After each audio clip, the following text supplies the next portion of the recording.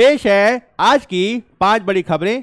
सबसे पहली खबर अंतर्राष्ट्रीय संबंधों के क्षेत्र में है। प्रधानमंत्री मोदी जी के द्वारा भारत दौरे पर आए जर्मन चांसलर ओलाफ शोल्ज से मुलाकात की गई है और दोनों नेताओं ने द्विपक्षीय रणनीतिक संबंधों को मजबूत करने को लेकर कई मुद्दों पर चर्चा की। आप ये ध्यान रखेंगे कि ओलाफ शोल्ज 25 और 26 अक्टूबर के संबंध में 2 दिन की भारत यात्रा पर हैं, जिसके तहत वे 7वें इंटर गवर्नमेंटल कंसल्टेशंस की अध्यक्षता कर रहे हैं।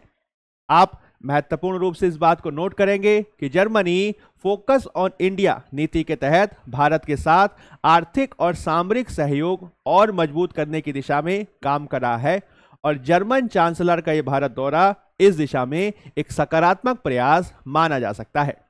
दूसरी खबर शतरंज के क्षेत्र से है। भारत के अर्जुन इरिगेसी एलो रेटिंग लिस्ट में 2800 का आंकड़ा पार करने वाले दूसरे चेस खिलाड़ी बन गए हैं।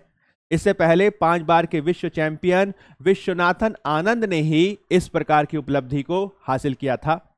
महत्वपूर्ण बात यह है, इसको बात को आप ध्यान रखेंगे, जब हम बात करते हैं एलो रेटिंग प्रणाली की तो यह शतरंज के खेल में खिलाड़ी के कौशल यानी स्किल्स को मापने की एक प्रणाली है और इसको एक प्रोफेसर आर्पट एलो के नाम पर एलो रेटिंग प्रणाली कहा जाता है। तीसरी खबर बिल्कुल हालिया है। इजराइल के द्वारा ईरान पर पलटवार करते हुए उसके ऊपर हमले किए गए हैं और यह भी खबरें मिल रही हैं कि इजराइल का सीरिया पर भी हमला देखा गया है। आप ध्यान रखेंगे कि हमले के तहत ईरान की राजधानी तेहरान और साथ ही साथ उसके एक महत्वपूर्ण शहर करज पर हमले किए गए हैं। इससे पहले ईरान के द्वारा 1 अक्टूबर को कई बैलिस्टिक मिसाइलों के माध्यम से इजराइल पर हमले किए गए थे और अब कहा जा रहा है कि इजराइल के द्वारा इसी का बदला लिया गया है। इजरायली डिफेंस फोर्स का यह कहना है कि उसने जो हमले किए हैं वह आत्मरक्षा के लिए किए हैं, लेकिन इस प्रकार के जो लगातार हमले हो रहे हैं वह पश्चिम एशिया में संकट को और गहरा दे सकता है। अगली खबर कनाडा क्षेत्र में है। आप याद रखिएगा, कनाडा सरकार के द्वारा मोस्ट वांटेड लिस्ट से गोल्डी बरार को बाहर कर दिया गया है। ऐसा भारत और कनाडा के बीच के तनावपूर्ण संबंधों के चलते देखा गया है। आप याद रखेंगे, गोल्डी बरार कनाडा में छिपा हुआ है, जिस पर पंजाबी गायक सिद्धू मूसेवाला की हत्या करने का आरोप है।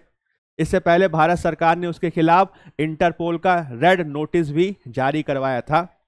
इससे पहले भी आप ध्यान रखिएगा कि हाल ही में कनाडा पीएम के द्वारा 2025 के संदर्भ में कनाडा फर्स्ट नीति का ऐलान किया गया है, जिसके तहत भारतीयों पर इसका नकारात्मक प्रभाव देखा जा सकता है। अंतिम खबर भी काफी महत्वपूर्ण है। भारत के मुख्य चुनाव आयुक्त राजीव कुमार जी ताशकंद की यात्रा पर हैं। आपको ध्यान रखना है कि ताशकंद उज्बेकिस्तान की राजधानी है और उज्बेकिस्तान को 27 अक्टूबर, याद रखिएगा, उज्बेकिस्तान में 27 अक्टूबर को चुनाव होने वाले हैं और राजीव कुमार जी वहां पे अंतर्राष्ट्रीय पर्यवेक्षक की हैसियत से गए हैं। इस अवसर पर भारत निर्वाचन आयोग ने चुनाव सहयोग यानी इलेक्टोरल कॉपरेशन पर उज्बेकिस्तान के साथ एक समझौता प्रज्ञापन यानी मेमोरेंडम ऑफ अंडरस्टैंडिंग पर भी हस्ताक्षर किए हैं। इससे उज्बेकिस्तान और भारत के बीच सहयोग बढ़ेंगे और मध्य एशिया में लोकतंत्र को मजबूत करने में सहयोग आगे बढ़ता देखा जा सकता है।